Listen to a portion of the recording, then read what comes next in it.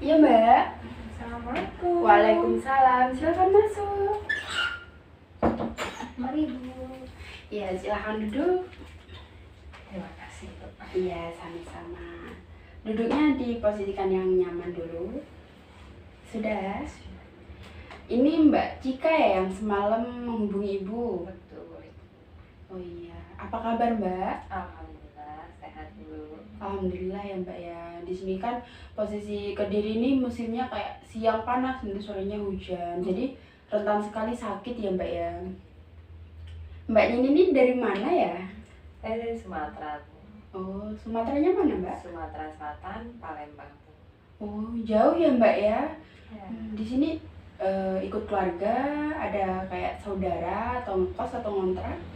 Untuk saat ini saya ngekos Bu karena tidak ada saudara ataupun keluarga di sini. Wah, berarti di sini sendiri begitu? Ya betul.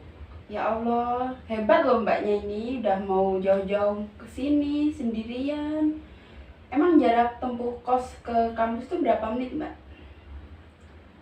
Sekitar 5 menit. Karena memang mencari kos yang jaraknya tidak jauh dari kampus. Iya Mbak, emang benar. Terus dari kos ke kampus itu naik apa? Untuk sekarang jalan kaki Bu. Ya nggak apa-apa ya Mbak, sehat malah. Iya. Iya. Baik, di sini sebelum kita melakukan proses konseling, Ibu akan menjelaskan langkah-langkahnya dan waktu untuk konseling kita. Baik. Iya, terima kasih. Sebelumnya Ibu kan udah ngomong ya, biasanya itu Ibu ada rapat, tapi ini bisa kok. Nanti kurang lebih kita melakukan proses konseling ini 1 jam. Nah, nanti jika Mbak menyetujui kita melakukan proses konseling, kalau misalkan nih ya kita sudah selesai, Ibu melakukan rapat, nanti Mbak bisa melakukan konseling lagi di lain waktu atau lusa, atau bisa kok Mbak menghubungi Ibu, kita melakukan konseling secara online. Baik Ibu. Apakah Mbak setuju? Setuju. Di sini Mbak mau menceritakan soal apa? Boleh diceritakan? Ini Bu, saya di sini tuh kedatangan saya bermaksud menceritakan konsep mengenai pertemanan seorang sahabat seperti itu. Iya, baik. Maupun Mbak menceritakan soal sahabat atau keluarga atau apapun, Ibu berani menjamin Ibu di sini tanggung jawab. Nanti cerita Mbak nggak akan kebongkar kemana-mana, karena dalam proses konseling itu ya ada kejujuran antara Jadi gini, untuk akhir-akhir ini dia tuh menjadi tipe kalau orang yang suka mengurung diri di dalam kamar. Dibilang introvert, tapi kok kenapa baru-baru? Kalau orang introvert itu kan dari dahulu, mungkin ketika dia memang benar-benar ada masalah berat, entah itu masalah keluarga ataupun masalah pertemanannya kan. Tapi ini baru-baru saja, seperti ya bisa dihitung mungkin dalam hitungan bulan, mungkin 1-2 bulan ke belakang. Itu dia tipe sekarang suka mengurung diri seperti itu.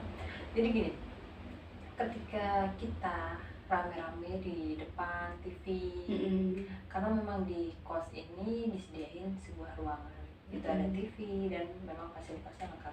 Jadi ketika kita ngobrol, bercanda, ataupun kita bikin sebuah acara, dia tidak pernah ingin keluar kamar. Jadi dia ya di kamar, lampunya dimatiin, ya nggak tahu. Dan dia tidak akan keluar kamar ketika ada orang di luar. Jadi dia keluar kamar ketika kosong. Seperti itu. Gitu ya. Jadi kayak Mbaknya ini juga bingung ya mengatasi teman yang seperti itu. Kayak mau ditegur, posisi udah ada masalah. Mau ditegur, tapi dia mengurung diri. Sebenarnya udah pernah belum Mbak kayak coba nih ya kayak chat, ada apa sih? Kok kayak gini gitu. Keluar yuk gitu. Pernah nggak? Kalau untuk masalah chat, saya pernah chat, cuman tidak ada balasan, tidak ada respon. Dari itu saya memutuskan kayak ya udah, kenapa sih saya mau ngechatin dia terus? Sepertinya malah saya yang membutuhkan dia sama sekali tidak membutuhkan saya. Iya. Nah jadi nih ketika saya mau keluar, dia juga ketika sedang keluar mau papasan di depan atau di mana, saya sapa dari mana gitu. Ya jawabannya juga singkat seperti itu.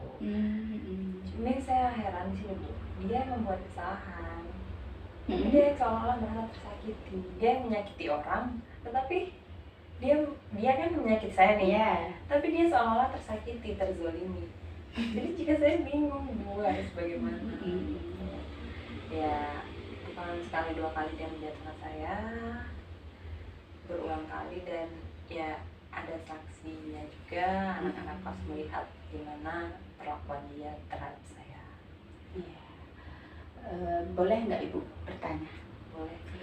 Nah, jadi dari permasalahan Mbak ini dengan teman ini, itu ada nggak faktor lain yang ikut serta dalam permasalahan kalian?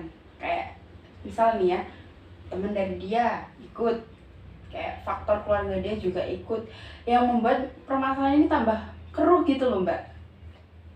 Baik Bu, izin menjawab di sini. Jadi Iya. gini, kalau untuk faktor itu sangat ada. Jadi dia tuh gimana ya, untuk membicarakan, dia mempunyai teman di mana teman-temannya itu semua di Komporin. iya seperti itu, kompori. Ini loh si Jika Cika nih gini si Cika nih gini. Jadi kan temannya terpengaruh ya, temannya terpengaruh, dan dia teman-temannya juga responnya kepada saya tuh seperti apa sih nih anak, kok temanku dizolimi banget gini. Terus juga orang tuanya, terutama ibunya tuh gimana ya, ikut campur banget urusan pertemanan anaknya. Jadi tuh saya juga mempunyai sahabat Bu, selain satu itu tadi, saya juga mempunyai dua sahabat. Nah yang satu itu tipikal teman saya tuh yang diam, nggak terlalu banyak ngomong. Yang satu itu saya sering curhatan, sering cerita. Nah teman saya satunya yang sering cerita sama saya itu juga deket sama ibu teman saya tadi, seperti itu kan. Nah dia sering diteleponi, ibunya tuh menjatuhkan saya juga di teman saya ini tadi. Tapi ya teman saya ini tidak percaya, karena apa? Teman saya mempunyai bukti bahwa yang salah itu anaknya sebenarnya, bukan bukan saya, seperti itu. Jadi ibunya seperti nanya kayak, ini loh si Cika tuh orang yang gini, nggak tahu terima kasih bla bla bla bla bla bla bla bla bla, padahal temenan sudah lama, apa sih anakku selalu ditinggal, nggak pernah diajak nongkrong segala macam. Padahal ya gini ya Bu, masalah nongkrong kan saya pernah nongkrong keluar sama anak-anak, ibunya tuh nelpon tanya kenapa sih anak saya nggak diajak, marah seperti itu kan. Padahal anak yang nongkrong pun tidak pernah ngajak kami gitu, masa iya sih kami mau ngajak. Nah selain itu juga ibunya berbagai macam cara dia tuh mencari kesalahan saya ini ya, untuk diumbar ke orang-orang lain gitu. Jadi ya bukan hanya dia, orang tuanya ikut campur, terutama ibunya, teman-temannya ikut campur juga, dan temannya juga tidak menegur saya walaupun ketemu di mana itu. gitu ya Mbak ya. Yang masalah anaknya, orang tua juga ikut campur ya. Dan susahnya tadi temannya juga ikut kayak terkomporin gitu ya Mbak ya, jadi susah ya. Gitulah Mbak, masalah pertemanan ya, kita juga nggak tahu. Jadi sejauh ini Mbak sudah melakukan cara apa untuk kayak berusaha untuk menyelesaikan masalah-masalah ini? Untuk sampai saat ini, untuk penyelesaian masalah saya belum ya, karena saya sekarang udah gini, saya menanamnya gini, saya mau bodo amat aja lah, ngapain saya ngurusin dia, capek juga saya ngurusin dia. Mau sebaik apapun saya di depan dia, mau sebaik apapun cara saya ke dia, tetap nggak akan dianggap baik, tetap dianggap jelek. Jadi saya mau bodo amat, saya tidak bakal menyelesaikan masalah ini. Udah terserah dia mau menjatuhkan saya, silakan. Saya juga udah kayak untuk pertemanan saya tidak mau lanjut gitu, saya udah saling kenal biasa aja, nggak seperti dulu lagi. Jadi Mbak ini nggak kayak ingin memperbaiki pertemanan ini? Tidak. Berarti sudah kayak ya udah yang udah ya udah gitu. Sebenarnya kayak Mbak sendiri ya, bukan dari faktor orang lain, itu sebenarnya menginginkan nggak kalau pertemanan ini bisa dilanjut lagi seperti dulu? Kalau untuk itu ya jelas ya Bu, karena kita sudah berteman 7 tahun. 7 tahun itu bukan waktu yang singkat, banyak kenangan, banyak hal-hal yang sudah dilewati bersama-sama. Ya sebenarnya pingin, cuman melihat sikap dan caranya kayak gitu tadi membuat saya stop aja. Iya. Eh, Tadi kan Mbak cerita ya ada faktor lainnya itu dari orang tuanya. Sebelum itu orang tuanya juga pernah nggak menghubungi Mbak?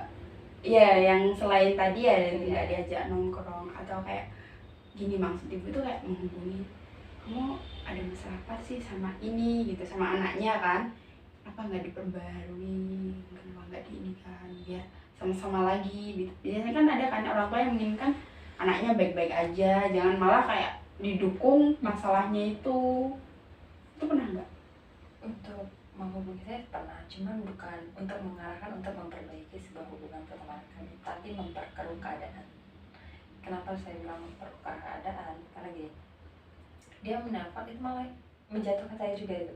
Kamu kok dibandingin sama anaknya seperti ini, kamu kok nggak seperti anak saya sih, gini, anak saya sudah ya bahkan waktu kan ada sempro nih ibu ya, anak saya sudah sempro kok kamu belum, kapan kok ketinggalan, bla bla bla bla bla bla. Padahal memang jadwalnya berbeda gitu. Dan juga apa ya, ibunya setiap cerita nggak masalah, kayak mau memperbaiki, kayak bener-bener hubungan kami baik-baik aja dengan orang tuanya gitu. Seperti orang tuanya, ibunya tuh kayak menutupi kebohongannya sendiri gitu. Iya, secara tidak langsung dia. Jadi begitulah Bu ceritanya tentang obat saya. Iya Mbak, ini Mbak. Terima kasih Bu. Iya, sama-sama. Gak apa-apa Mbak, kita kan sebagai manusia ya, kita juga tahu pertemanan pasti ada masalahnya. Semoga ada jalan keluarnya. Mbak nggak boleh bersedih terus. Nanti juga pasti ada kesadaran diri masing-masing. Gitu Mbak. Ya, di sini kan Ibu tadi udah menanyakan rencana apa yang Mbak pikirkan dalam kedepannya. Terus Mbak sudah menjawab. Di sini apakah Ibu boleh memberikan saran? Baik, terima kasih ya Mbak. Di sini juga Ibu memberikan saran. Ibu juga pernah merasakan yang namanya pertemanan seperti itu. Tapi kan setiap orang masalahnya berbeda-beda. Walaupun pertemanan itu semua orang melakukan pertemanan. Cuma permasalahannya ada yang lebih parah, ada yang enggak. Di sini jika teman Mbak itu ya akhir-akhir ini banyak mengurung diri, introvert atau apa ya, kayak apa ya Mbak, menurut Mbak itu benar-benar kayak banyak banget perubahan dia, di sini ya Mbak yang bisa memahami dia ya, Mbak yang bisa mengalah supaya kayak permasalahan ini enggak terus-terusan panjang, karena kan juga faktor yang mendukung teman Mbak itu banyak banget dan semua itu terpengaruh begitu ya Mbak ya. Sini Mbak ya memahami dia aja, kalau ketemu ya saling sapa, kalau nggak ada ya udah nggak apa-apa. Terus semestinya aja lah, kayak sewajarnya aja dalam pertemanan. Karena itu tadi kita kan kalau menaruh harapan pada orang, pada manusia begitulah ya Mbak ya, itu kita sakit hati nantinya. Itu yang dapat Ibu berikan kepada Mbak. Semoga bisa membantu permasalahannya Mbak ke depannya. Baik, terima kasih untuk saran dan solusinya Bu. Iya Mbak, sama-sama. Apakah Mbak sudah lega dengan permasalahannya tersebut? Alhamdulillah Bu, untuk saat ini cukup lega karena sudah bisa saling sharing kepada Ibu. Iya Mbak, alhamdulillah ya Mbak ya. Di sini Ibu juga bisa membantu. Semoga Mbak dengan teman Mbak ya, walaupun ada permasalahan, tidak ada yang namanya kayak merugikan satu sama lain gitu. Kita udah kurang lebih 1 jam ya Mbak ya. Iya Bu. Maaf ya, tadi kan Ibu sudah menjelaskan bahwa ada rapat di kantor. Baik Bu. Nanti kalau Mbak ingin cerita lagi sama Ibu, bisa menghubungi Ibu kembali. Baik Bu, terima kasih. Ya baik. Ibu tutup ya proses konseling kali ini. Kalau Ibu ada salah, Ibu minta maaf. Ibu juga berterima kasih karena Mbak sudah mau datang ke ruang BK ini loh, menceritakan semua masalahnya. Semoga apa solusi dari Ibu bisa membantu masalah Mbak, dan semoga Mbak kedepannya nggak kayak ada beban pikiran lagi karena pertemanan tersebut. Baik Ibu. Ibu ada salam, minta maaf ya Mbak ya. Iya Ibu. Yang baik Ibu akhiri, assalamualaikum warahmatullahi wabarakatuh. Waalaikumsalam warahmatullahi wabarakatuh. Terima kasih Bu. Ya, Mari Bu. ya mari Ibu antar. Iya.